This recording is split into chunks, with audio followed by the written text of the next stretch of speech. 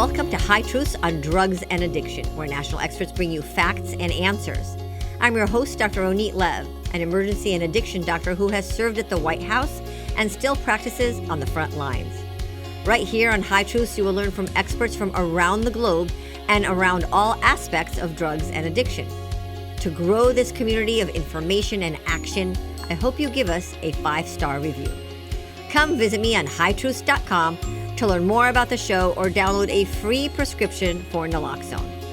Carrying naloxone for drugs is like carrying an EpiPen for allergies. Today's episode is sponsored by Physicians for Healthy Communities, a physician-led organization that educates on the science of prevention to improve public health. Visit their website to learn how they prevent substance misuse while supporting individuals, families, and communities. Go to physiciansforhealthycommunities.org.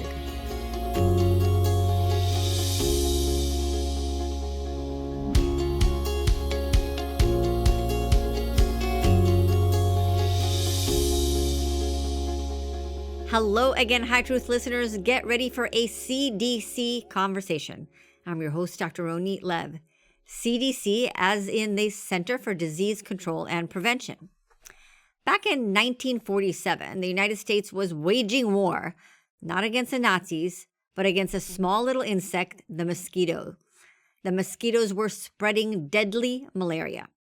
And the Communicable Disease Center was established and armed with $10 million and 400 employees, as well as trucks, sprayers, and shovels to clear out mosquito-infected swamps. Through the years, the CDC became experts in epidemiology and public health. Think tuberculosis, smallpox, rubella. You may not hear so much about these diseases because prevention efforts have been successful. In 1972, the CDC established a gonorrhea control program. My listeners know that I'm very jealous of sexually infected diseases. They get all the prevention and treatment efforts that's lacking in substance use. The CDC is famous or infamous for the COVID efforts, another infection that I covet in terms of prevention and financial backing. CDC has several different units working on different diseases and injury prevention, even one dedicated to cannabis.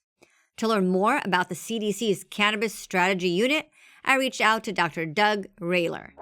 Dr. Doug Roehler serves as health scientist for the Cannabis Strategy Unit in the Division of Overdose Prevention at CDC's National Center for Injury Prevention and Control.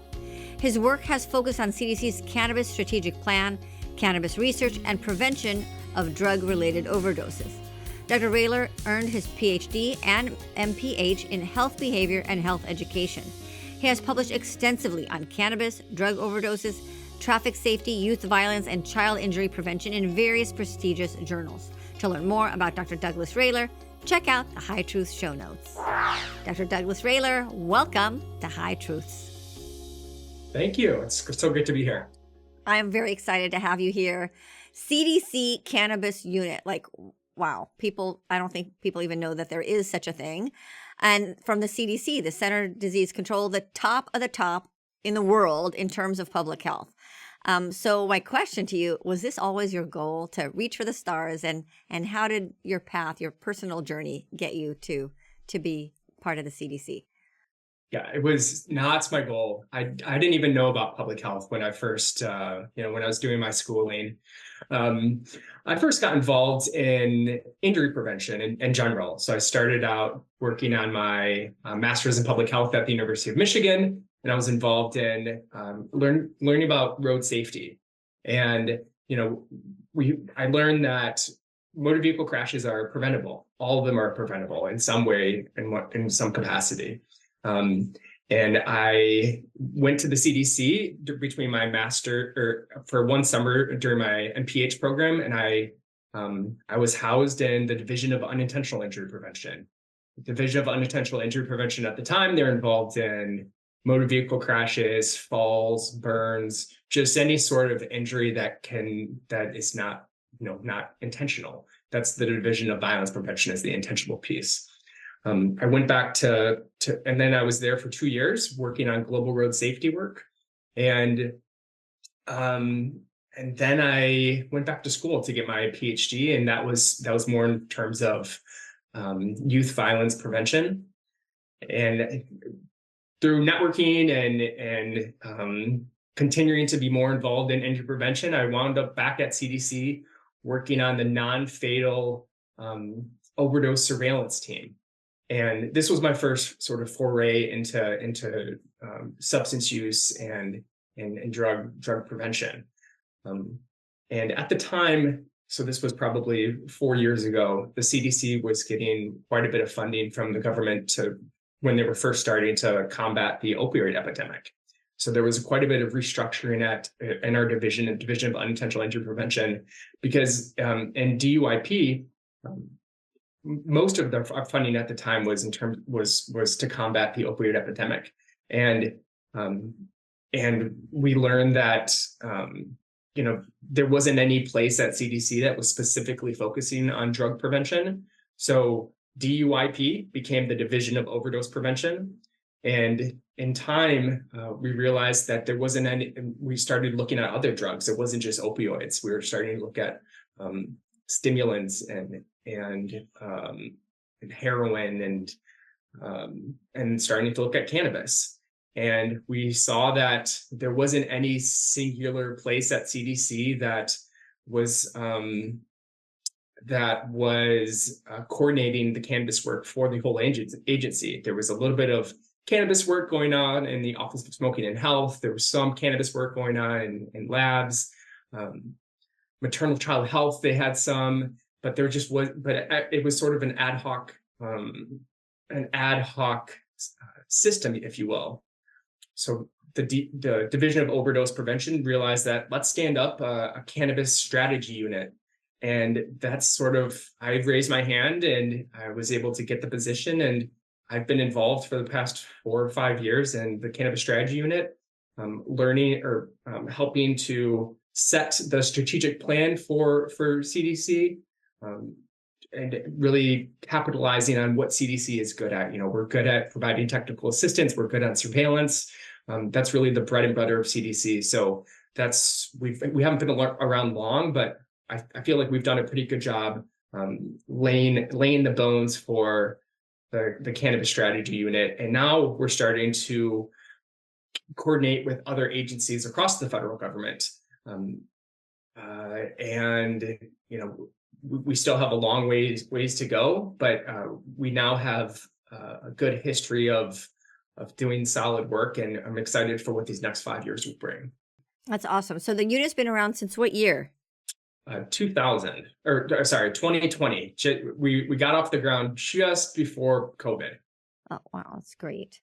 So, okay. So this is a CDC, not a CDC cannabis unit, CDC strategy cannabis unit. That's interesting. Why the name, like tobacco doesn't have the word strategy. The CDC tobacco unit doesn't have it. Is there a reason behind the name? Yeah, I think if I had to guess, it was because we didn't really know where we were going to go with in the cannabis space when we first started, and we are not, we're in the Cannabis Strategy Unit. We don't do all the work for the agency. We help lead the strategic direction for the agency. So there's still a bunch of cannabis work that goes on across the agency. We're just helping to ensure that it's a consistent message. We're helping to, we don't just do research or surveillance. We also do strategic planning for the agency and with other agencies. You know what I'm realizing when you're saying that it came about in 2020, that was after EVALI, right? When the CDC really went into gear with their central command center and going after EVALI very successfully, by the way. I was so proud of the CDC's work on that. And EVALI, for our listeners, as a reminder, was the vaping disease associated with cannabis. And I'm wondering if that sparked a thing like, hey, we should be looking at this more closely. Yeah, and I'm embarrassed I didn't mention that. And as you said, the EVALI epidemic, it was how the response was housed in our division, and based off of as you said, the strong work that came out from that response, it also gave us confidence that the Cannabis Strategy Unit should or does belong in the Division of Overdose Prevention, because we had developed expertise in that space. Yeah, I remember watching that and I was really amazed. I mean, there was the unit, we got reports every day, there was number of cases, tracking it, and it was a complicated surveillance because it was the CDC that I think did human testing, but the FDA did the testing on the vape products themselves. And then that information came together. And then the messaging, and I was involved in editing some of the messaging for CDC as far as safety, like, don't use, or if you're going to use, then don't, get adulterate, the vape products. And I thought that was really well, and it was successful because, you got the numbers down. People stopped dying in the great numbers. There were 68 deaths, I think, 2,000 hospitalizations. And I think it was kind of like a dress rehearsal for COVID. Yeah. But I think it's important for us not to forget about EVALI too, because I think that it's highly likely that we're going to have something similar in the future in terms of these products that are tainted, and if there isn't, I think there's an opportunity for things to get out of hand in terms of product getting released into the market that is not pure, is not tested, because it's the same potential for same mechanism of harm. You're right. And the cases hasn't gone away, but it's not at an epidemic level. I think about 6 months ago, one of my colleagues took care of a young person who probably had EVALI. I think the medical team kind of forgot about that diagnosis, but when I heard about, a 20-year-old, on ECMO with a heart ejection factor of 14%, it's like, that's what he had. And he recovered, but it's a long journey. But so I'm sure those cases exist. So tell us, what is the strategic plan? What does the unit do? Sure. We have, so again, we are a little bit more background. We haven't been around very long. We have a very small team. When we're up at full capacity, it's me and one other colleague who are working on this full time. We have a couple fellows that are part of the team, and we don't have a budget. So basically all of our funding comes from discretionary funds from the injury center. I think like I said, the main things that we focus on is epidemiology and surveillance, evaluation of trying to learn more about what are the effects of policy. We get a lot of requests for technical assistance from states in terms of they may have just passed a law and they need cannabis 101 training. We do a lot of work in responding or reviewing legislation that might go to the House or Senate floor to make sure that what's being proposed in these bills, and when I mention CDC, is that work that we can actually do, is that work that we can support. We have about 5 or 6 pillars that make up our strategic plan. So if you want, I can go through those really quickly. Sure. The first one is advancing research. So when advancing research, what I mean here is we work with connecting federal partners with academic partners on our research priorities, needs, and opportunities. We are trying to learn more about the health effects of cannabis use, specifically for how cannabis policies affect medical use of cannabis and opioid prescribing. We're trying to, these are just examples of some of the work that we're doing in the advancing research space. We're trying to understand how expecting mothers use cannabis. And there's still a bunch that we don't know in terms of cannabis use during pregnancy. How does it affect the unborn baby? So that's just one example of the advancing research pillar. The next one, which I think is our strongest pillar, is monitoring trends. So we're monitoring exposure to cannabis and its associated health effects. We have been working with the National Center for Health Statistics on cognitive testing of cannabis questions. So that means, are the questions that we're asking, are the research or the survey questions that we're asking, are we actually getting the data back that we need? Are people understanding the questions in a way that they're intended? So we have a big project. We've recently tested about 17 different questions.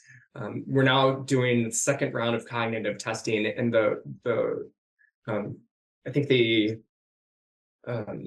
I think the hope is that these cognitively tested questions will be pushed out to some of our population level surveys. Can you explain what that means? Is that mean is it kind of like a dementia test or like altered mental status test, or what is?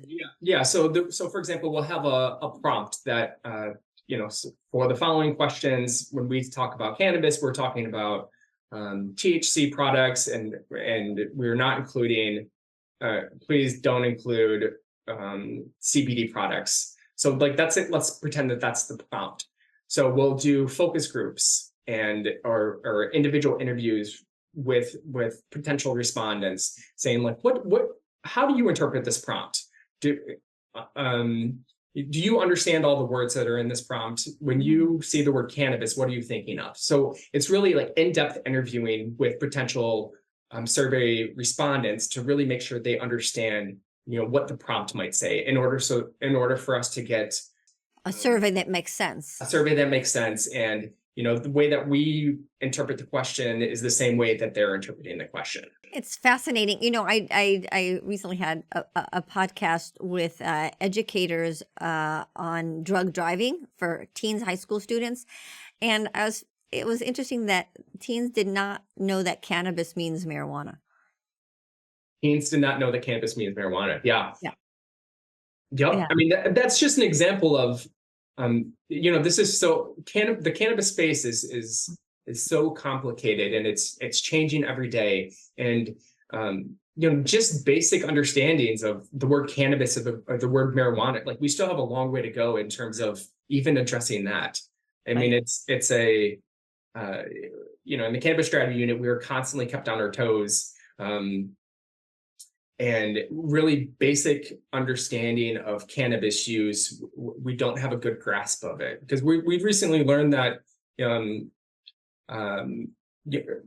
folks who use cannabis, they don't necessarily even know what sort of product that they're using. They don't know what it's composed of. Is it THC? Is it CBD? Is it a hybrid of the two? So we're challenged when we're trying to figure out more about cannabis use, when many cannabis users don't actually know what they're using. That's so true. And I see that in the emergency room. The other day, I had a guy who came in with like a panic attack and anxiety. And he said, I went to a concert yesterday and I just took a hit off a stranger's blunt. And I asked him, do you want me to test and see what comes up? And there was no THC in it. It was just amphetamines. It was strange. But you're right. People don't intentionally, and they think that it's natural. I had a pregnant lady the other day who's like, well, it's just a plant, why should I use it for my morning sickness? She openly admitted using marijuana while pregnant, and I mean, she's probably didn't have, the perfect cognition to begin with, and that just the marijuana just made it worse. So what are you learning, since we were talking about the words cannabis or marijuana? I know the cannabis industry wants the public not to use the word marijuana, and have a whole campaign of words. But I use both cannabis and marijuana because the medical literature does both. And I think like we figured out, teens don't even know what cannabis is. So what, for your unit, you called the cannabis unit, but do you freely use the word marijuana, or? We have to. I mean, because if we're trying to connect with the population, you have to use the words that are being used in the population. We tend to use cannabis as sort of the umbrella term, and we use marijuana we more use marijuana when we're referring to high THC product. What we'll often do is we'll refer, like in when we write up papers and whatnot, we'll call it cannabis, but at the beginning we'll do in parentheses also referred to as marijuana, or we'll talk about how per marijuana we really mean more like the mind altering product.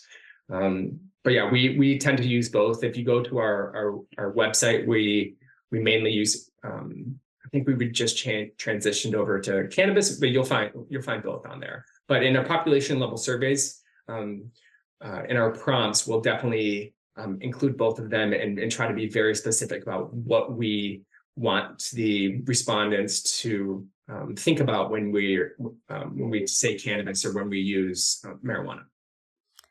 That's great. And then CDC and all the units at CDC are very much data-driven and epidemiologic-driven. What are the sources of data that you're currently using or following, or are you making your own, as you were mentioned by these survey questions that you're testing? Yes. So there are a couple different surveys that we're using. I think mainly the CDC surveys, and these are the surveys that we have access to. So there's the behavioral risk factor surveillance survey, so our surveillance system, BRFSS. So this is a survey that goes out to folks that are 18 or older across the United States. There's one or two questions that are on there about cannabis or marijuana use. They call it marijuana. And then the Division of Overdose Prevention, we fund marijuana optional module. So we just revised this module. And the way that BRFSS works is states can opt to take on this module. So they have to pay a little bit more money in order to use this module. But it's a cognitively tested module. And we just revised it so that we're now asking, what are all the different forms or the different routes of administration or the different modes of use that they've used in the past 30 days. Previously, it asked just what is the most common mode of use. Now we're asking, like, what are all the different modes of use? So again, when I talk about that's so important, because Yeah. it makes a difference. Are you vaping? Are you smoking? Are you dabbing? Are you waxing? Or Yeah, very basic research questions that we don't know the answers to. And the great thing about BRFSS is it includes a whole host of different health topics. So we're able to see those who are frequent users and those who are vaping. What are the other health concerns that they have? What are the other health behaviors that they have? And we're able to start to try to find some linkages between them. So BRFSS is a really great source that we use. We also use syndromic surveillance. So syndromic surveillance, when we talk about it, it's when folks report to the emergency department, we're able to capture why their chief complaint. So what does the patient say is the main reason why they're there? And we are able to link that with discharge data and billing data. So this is real-time data, and we're able to understand, what are the rates of folks that are reporting to the emergency department for cannabis-involved reasons, and we're able to look at that across the United States. So that's a really great surveillance source that we're using, and we've been able to publish quite a bit. Doug, I have a great idea for you. Yes. Seeing that you're getting this data from the emergency departments, as an emergency physician, I know that we do a terrible job in encoding the information that you need to make these conclusions.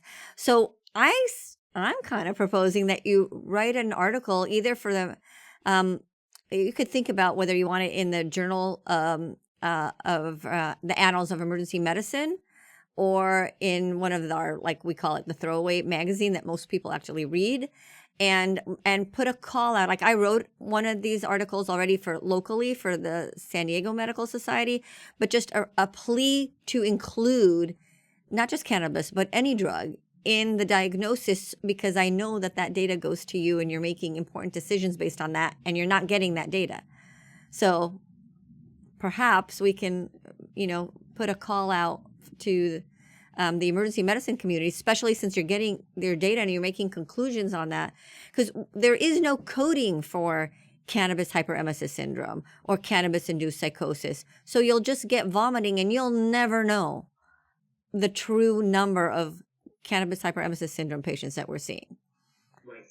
Yeah, and actually one of the 6 pillars of the Cannabis Strategy Unit is to support health systems and healthcare providers.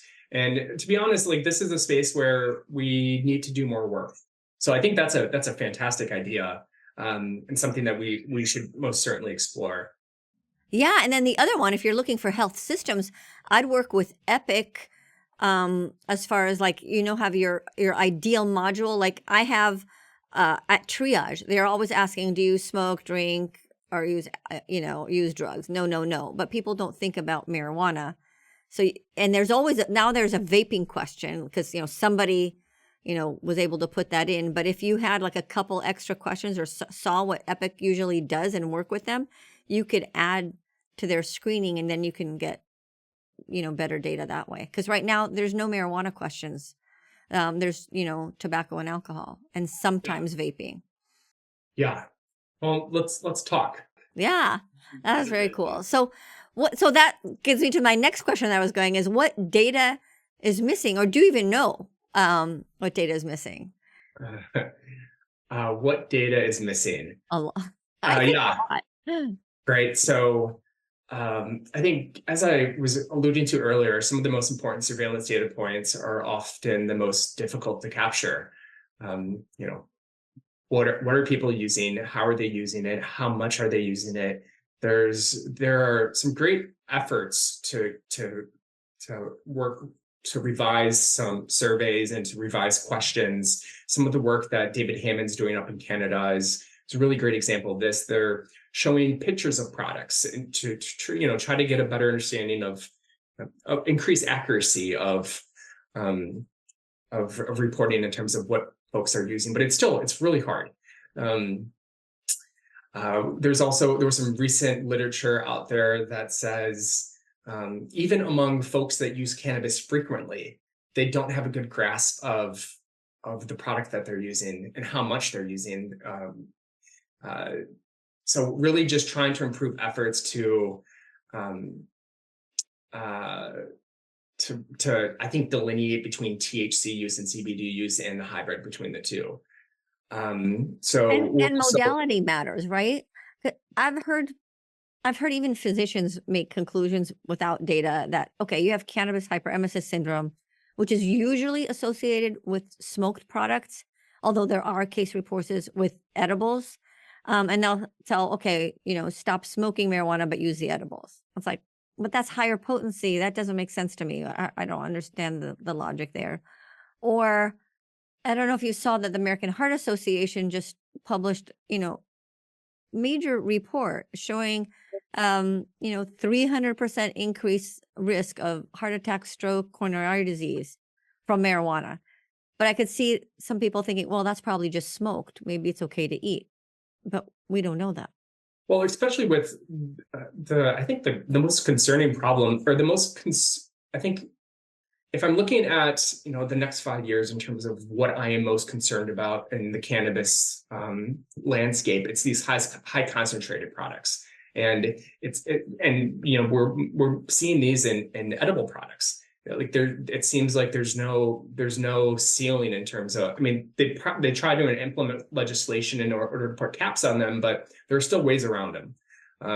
So yeah, I think cannabis hyperemesis, high concentrated products and these high concentrated edible products is where I'm most concerned about. Yeah. And there've been deaths associated with cannabis hyperemesis syndrome as well, and that's a daily diagnosis. That's something that we see every single shift.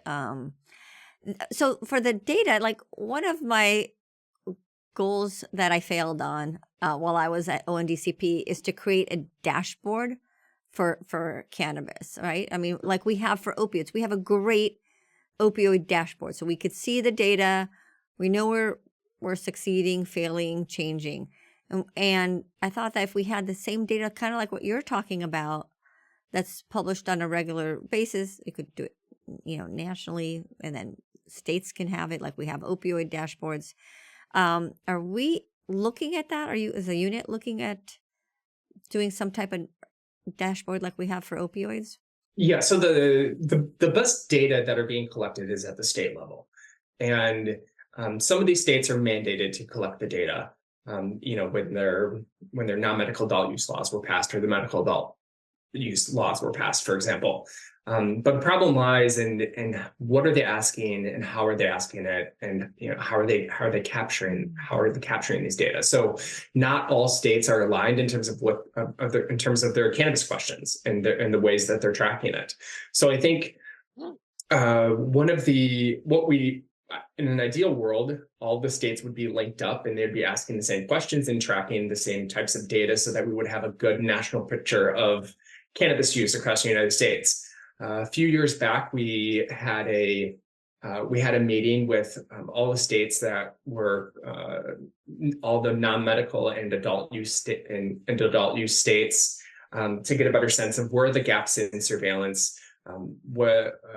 What do we need to do in order to start to unify ways that we're collecting data? And I think it's a put, and the states want us to all want to be asking and capturing the same data, but there's just so many hoops that need to be jumped through. We currently do not have a dashboard for cannabis surveillance. I think it's something that it's in the pipeline but it's not in the short-term pipeline. We're working with a couple of different research groups to try to piece together different data from states and to get a good picture in terms of a dashboard, but there's still a long ways to go. But that would be, I think in the interim, we're forced to just rely on individual states tracking. Yeah, I think, what the CDC does so well is setting a gold standard, right? When the opioid prescription epidemic hit, we were making our own guidelines. Like I wrote a guideline for San Diego, and that was like 3 years before the CDC did their chronic pain guideline. But once the CDC had their guideline, that became the gold standard. Everybody follows that. And I'm wondering if, learning from that experience, you can, maybe not to the extent, because I know it took years of work to create, that guideline for chronic opioids, but you can create, not difficultly, just a gold standard for a dashboard, and knowing that a lot of this data is missing, like, types of drugs, quantity of drug, that kind of things. But if you had your gold standard, like the gold standard for, cannabis data collection is this, and if it with the CDC's unit, then everybody would reference that. It's like, well, we should be following the CDC guidelines. We're not doing it are we collecting like they say to on their website? So I think that would go a long way. Yeah, I love it. And we're in the process. So we had a 5-year strategic plan, and yeah, we're coming up to those 5 years, and we're in the process of starting to revise for the next 5 years. yeah. So this is something that we've actively been talking about. So we're on the same page here. I think that's awesome. And then it's like, well, we just go to the web. That's what people do. Go to your website, and your website says this is a gold standard, then that's what we do. So I love the fact that the Cannabis Strategy Unit is under injury prevention makes sense. And the fact that you started your career working on car crashes, that's completely preventable. I think like every fentanyl overdose is preventable.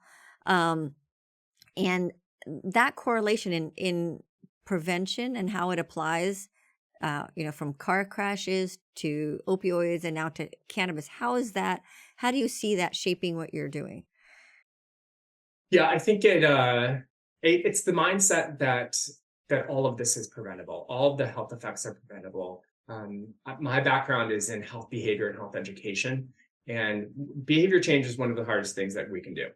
And I think by starting to apply some of the well-known health behavior theories to the work that we're doing here in the Cannabis Strategy Unit, and specifically focusing on some of these populations. So, one of the populations that the Cannabis Strategy Unit targets is young children, adolescents, and young adults. So this is where we know this is where the science is strongest in terms of the negative health effects of cannabis use. So we're looking to implement evidence-based. We're compiling evidence-based youth substance use prevention interventions and packaging them to in a resource for action that is specifically targeted at local coalitions, state coalitions, and it's all around the mind. And all of these interventions have to do with health behavior education, theory-based health behavior education. So, and that's at a young age, or what age does that start with? We're focusing on those who are high schoolers and younger. That's awesome. I think that's where you need to go. I went to my daughter's preschool for her 2-year-old birthday, and I saw on the wall like a little, like a motto, like, if you're stressed, this is things that you could do. You could take a breath. You could walk around. You could do a puzzle. And I'm thinking they're teaching this to 2-year-olds, which is awesome. We need to continue this, like all the grades. Like life gets hard even when you're 2 years old, and there are things you could do and not go to drugs. Yeah, absolutely.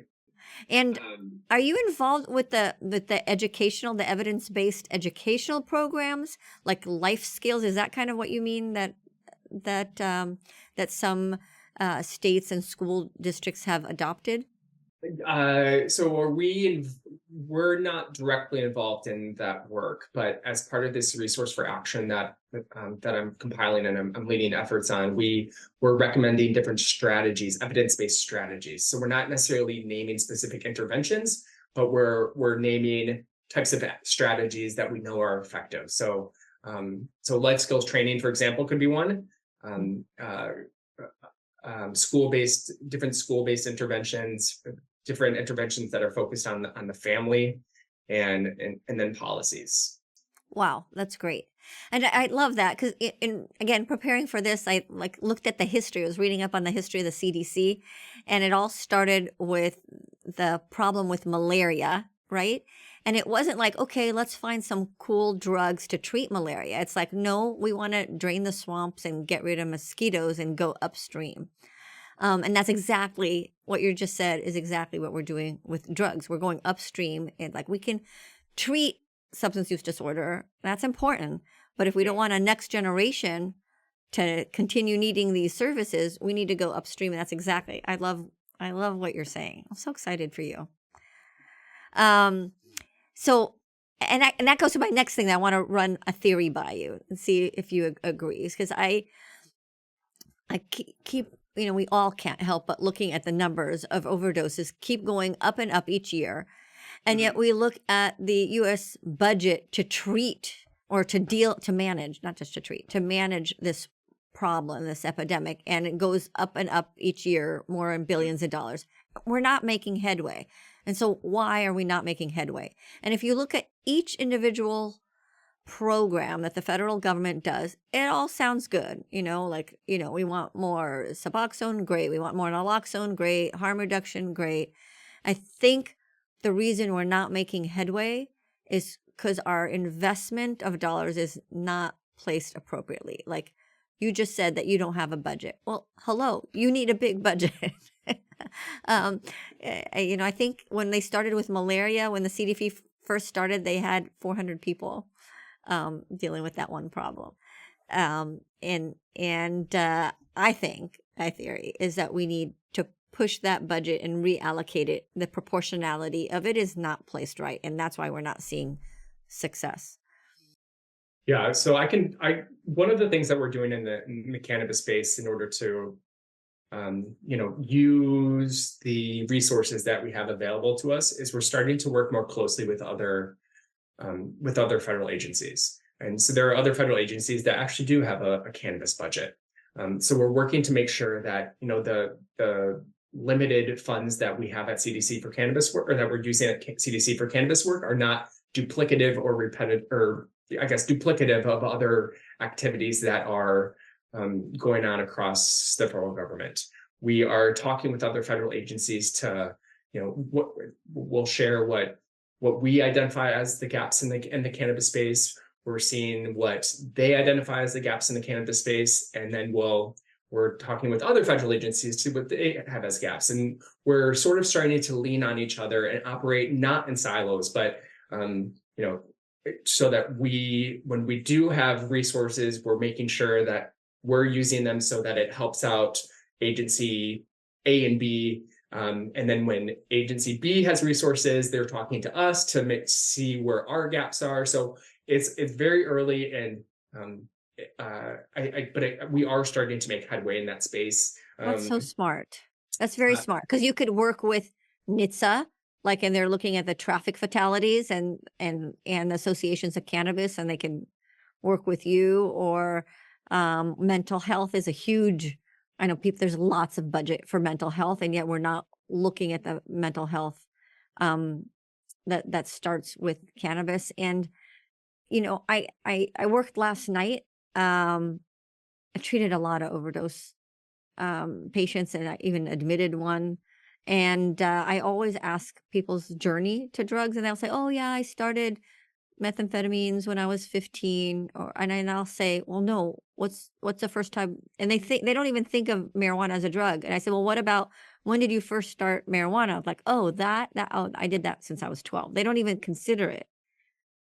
And it's and invariably, I'd say 90%. And then we don't have this data. But if you would partner with the opioid people who are looking at the journey of people into drugs, they say, based on old data, that it used to be prescription opioids.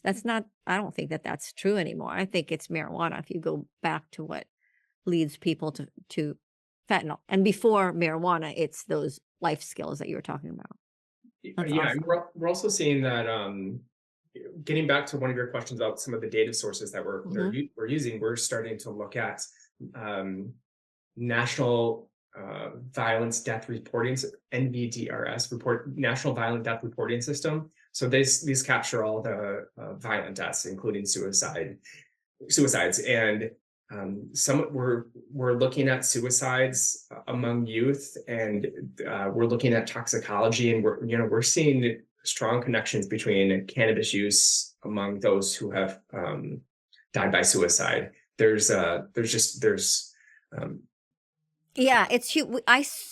That's awesome that you can get that data. I was able to look at it for Colorado, and then based on Colorado's data, I asked for it for San Diego, and almost double, not quite double, but the number of deaths under the age of 25. And again, I'm not the epidemiologist, so I should have asked you first, but I just asked the medical examiner, give me suicides under the age of 25 and the drugs associated.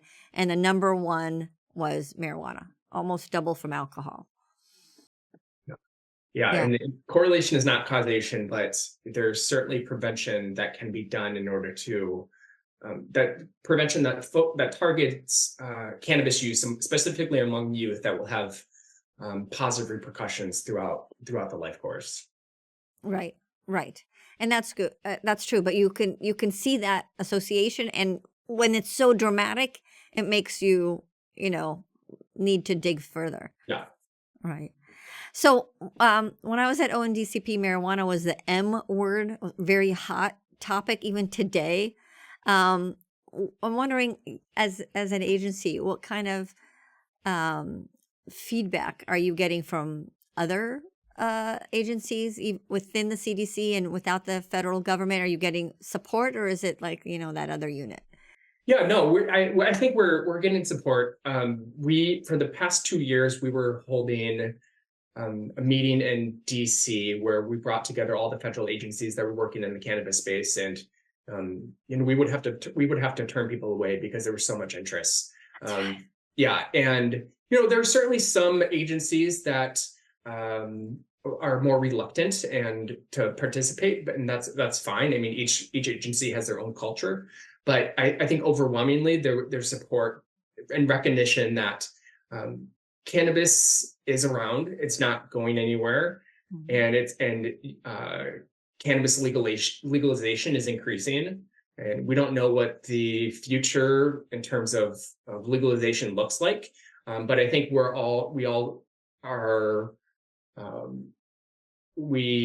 are sort of have to be ready for policy to change, and we don't want to be caught off guard. So, but in terms of there's as you were asking, there's a lot of interest across different agencies, and a lot of recognition that we need to be doing more in this space. Yeah.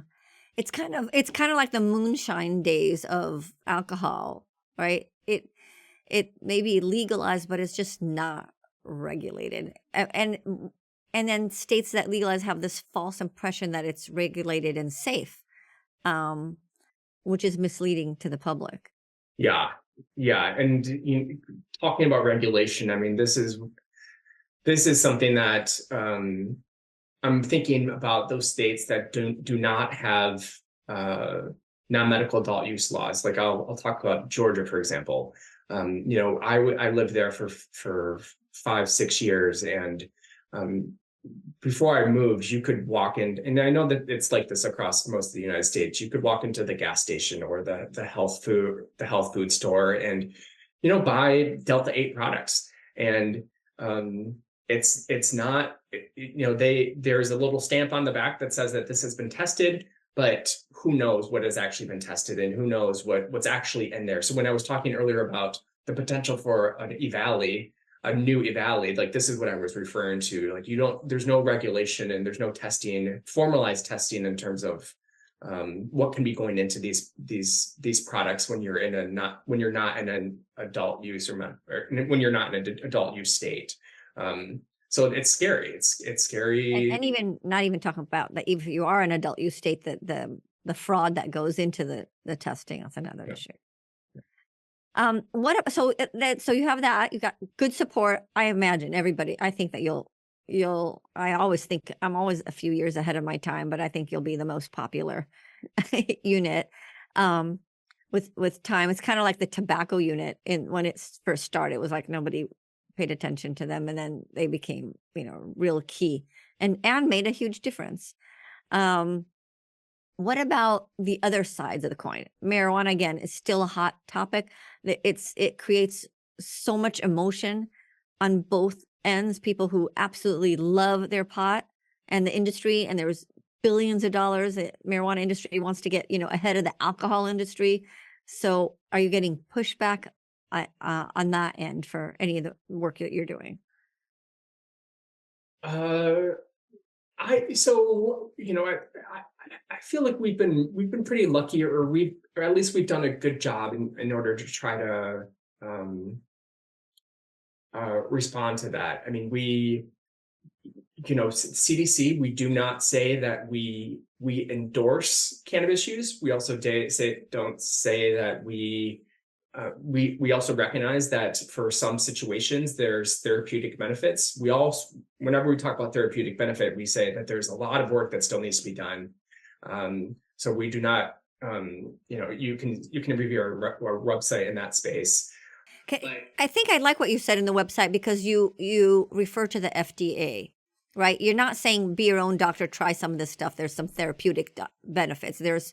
You very rightly say, that if therapeutic benefits need to go through the FDA process.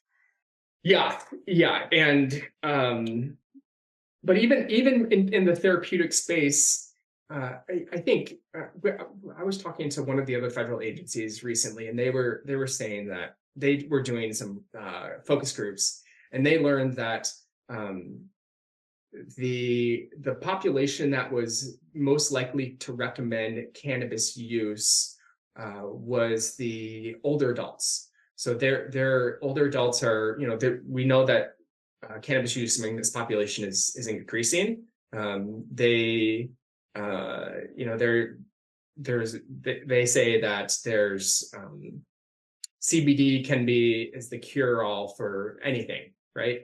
And we also know that CBD it has drug-to-drug interactions. So even though they might be thinking that it cures arthritis or sleep or whatever, you have to, which the science is not strong on any of those.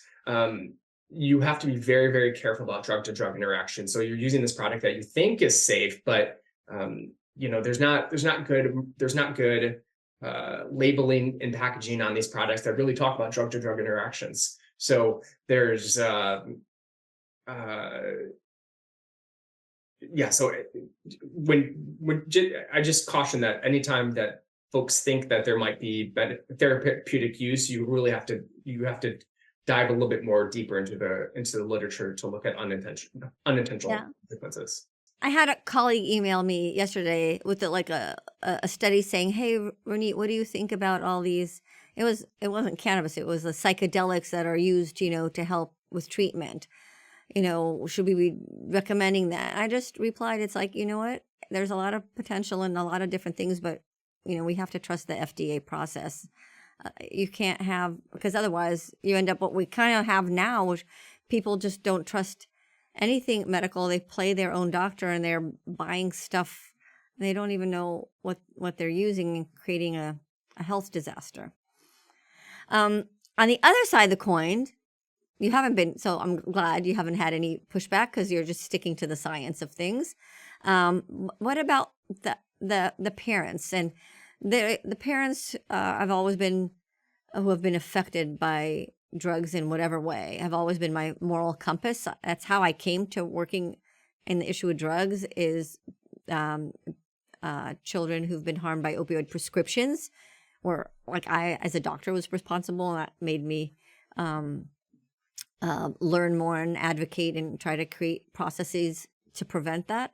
And so now I'm seeing those same type of parents whose children have been either died or not functioning because of cannabis. And they're begging for more prevention, consumer protection. They'd be very excited to hear about the CDC strategy, but I'm wondering, how do you balance that with their plea to do more? Yeah, so drug-free communities, it's a grant program that actually is housed in the Division of Overdose Prevention. The drug-free communities program, they fund 500 to 700 coalitions across the United States every year.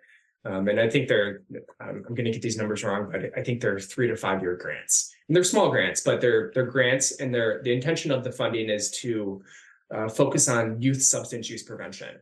So these small coalitions, they get a handful of money, and they are able to dedicate those funds for what substances are being used in their community. And I think this is where we're seeing the most interaction with parents. I talked briefly earlier about the resource for action, and this is a document that I'm designing specifically with those coalitions in mind. So if the coalition recognizes that they have a marijuana problem, and so they're able to open up the resource for action, be like, well, what are the different strategies that are evidence-based that can be implemented in this community to start to, and these interventions can be tailored to that specific community. We hear from the Drug-Free Communities program that marijuana and cannabis is one of the substances that there's the most concern about in these coalitions across the United States, because this is what youth are using most frequently. So I think the parents are huge advocates in order for drug-free communities to do more work in that space. And it's so great that we have such a strong partnership with drug-free communities. That is awesome. That is awesome to drive that data with that information. So let's talk about trends.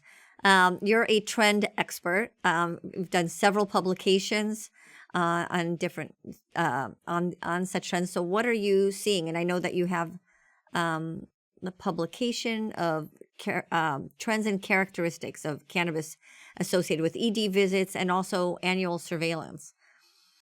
Yeah, so we recently published a report. I think it was about past summer. It was an MMWR report, and we were looking at cannabis-related emergency department visits from the year prior to COVID up until I think it was the end of 2022.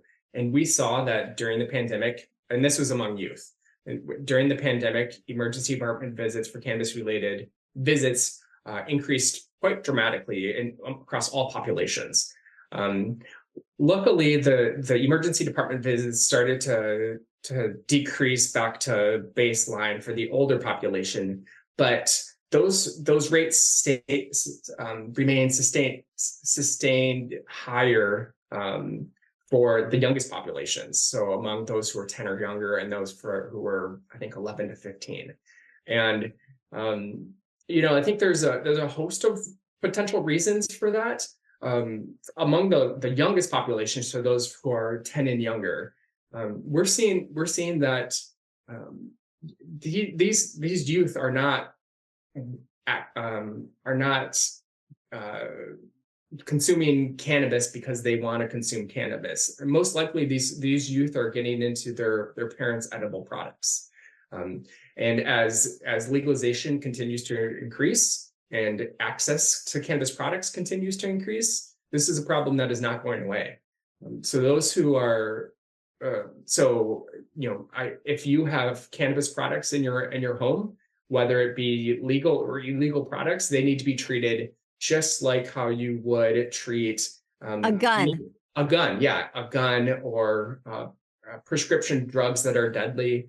If they are in the wrong hands, they need to be in a locked box out of sight from youth.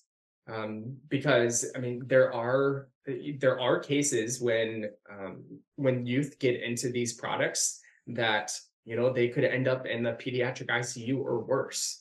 Right, and we've seen that regularly, and then we're seeing it now in schools where people bring these gummies and candies to school, and and then there's a cluster of kids from school that end up in the emergency room. Yeah. So then we also saw that among the 11 to 15-year-olds, their cannabis-involved ED visits were remained elevated following the pandemic, if you will. And the data that we had access to, we were really just looking at emergency department visits. We weren't able to have follow-up interviews or anything of the sort. We were seeing that there was a switch in terms of patient sex. So the data that we were looking at prior to the pandemic, males in this population had higher rates of cannabis-involved visits, but during the pandemic, it switched to females among this population. So I think that sort of speaks to how the stress related to the pandemic may have interacted differently among females and among males in this population, or different stresses. Females may in this age I also can't help but think that at least in California, cannabis was considered an essential service. Like you couldn't go to the gym and you couldn't go to church, but the cannabis shops were like, had a line, to get in. Yeah. And luckily we've seen, so there were a lot of policies that were implemented in the emergency that luckily have been reversed. So, but there's also a lot of the policies that have remained the same, such as curbside pickup, delivery services. These sorts of policies that's really started during the pandemic. They're potentially harmful because it exposes youth to. It provides more access to youth in terms of seeing their parents that they model or other folks that they model, not necessarily using substances, but accessing the substances. Oh yeah, because you're a kid, you could just get it delivered to whatever your house or gas station and pick it up. Nobody's watching, and it normalizes the behavior too. Right. Yeah. I wish I could get my own prescriptions from the pharmacy delivered so easily. So any other drugs? I know that another publication that you did about was these Delta products or these semi-synthetics. Yeah, so this is a space that we've been having increased talks with FDA about. It's you have these novel hemp derived products. So you have your Delta 8, Delta 10s, the list goes on.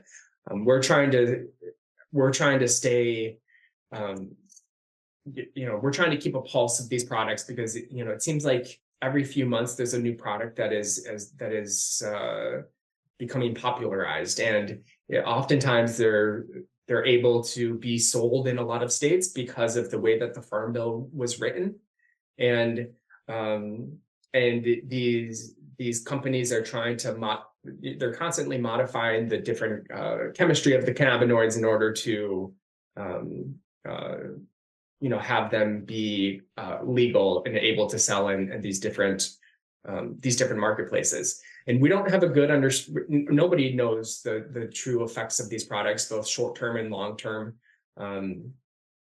So we're working with FDA on using their adverse reporting systems and surveillance, and but yeah, we're just trying to keep a pulse on them and respond to them when we can. For example, for about a year and a half ago, we put out a health alert notice when Delta 8 was just hitting the marketplace, to say that, well, we're seeing a lot of poisonings with this product across the United States. So it was able to alert medical providers across the country to be on the lookout for these sorts of products. And there are different ways that once we learn about them that we can communicate it with the public. But it's just these products are constantly changing, and It's unfortunately, interesting when you said that, like, this has been tested on what? I don't think they've been tested, not even on rats or right, mice. They're right, being tested on your children. yeah. So it's yeah, we're trying to keep a pulse on them, and unfortunately, we don't know about them typically until they start showing up in the emergency departments. And even then we don't know because Yeah. I can't test for my drug screens don't test for Delta 8 or Delta 10 or the new one I heard of, THCO acetate and THCP. These are like, I have to learn about that from law enforcement. Yeah. Yeah, so that's interesting. Yeah. So, So this is another example of um, it's hard to have surveillance of these products uh, when folks are not necessarily sure what they're using, or medical providers don't necessarily know what their patients are using. Um, so surveillance of these hemp-derived novel cannabinoids, it's quite difficult. So we are turning to some social media sources. So we recently did an analysis using Reddit data to look at sort of oh, interesting. reasons for why we're using Delta 8. We're trying to be creative and innovative with some of these different ways that we're collecting surveillance. Wow, that's very interesting. Do you do you partner? Is your interest just in clinical, like what Reddit is saying about drug use, or are you also interested in like what law enforcement seizures are? Is like what are these chemicals, or are you more interested in the clinical part? Well, I think this gets back to what does CDC do versus other federal agencies. I think the FDA is more concerned with um, what is the chemical makeup, for example, of these products. Yeah. We're at CDC, we're more interested in who is using it, what are they using, why are they using it, and then how can we use those data to design safer environments and effective interventions. I love it. That's been the formula of success for so many years for the CDC. I'd love to see that. And success in big ways. I see that with tobacco, I see that with car crashes. We've made real good headways in those things. I have no doubt that we could do that with drugs. I think just the effort needs to be focused on exactly what you're doing. Um So how is CDC Strategy Unit? How are you coming up? You're writing the next 5 years. How do you continue to engage in this space moving forward? How do we continue to engage in the space using forward? I think we continue to build our surveillance capacity. We continue to improve surveillance, improve the way that we're collecting data, make sure we're continuing to collect high quality data.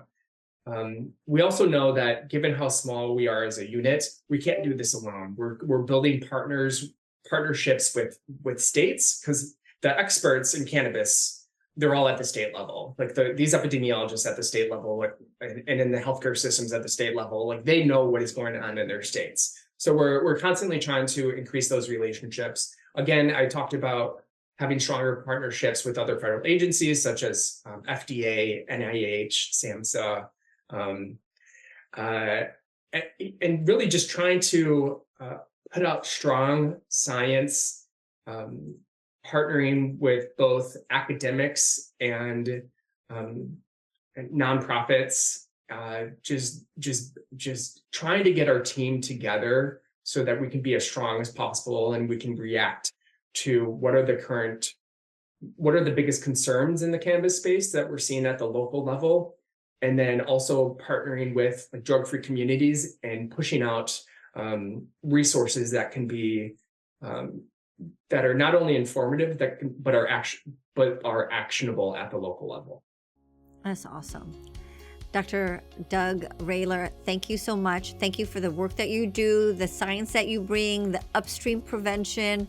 Again, new unit, small but mighty, with a lot of potential, a huge amount of importance, right?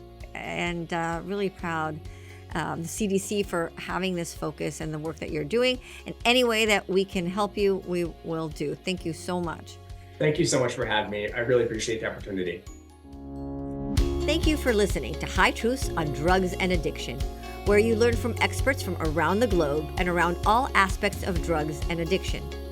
This week's episode would not be possible without the generous support of our sponsor. A sincere and warm thank you to Physicians for Healthy Communities. Visit physiciansforhealthycommunities.org and view their video and resource library.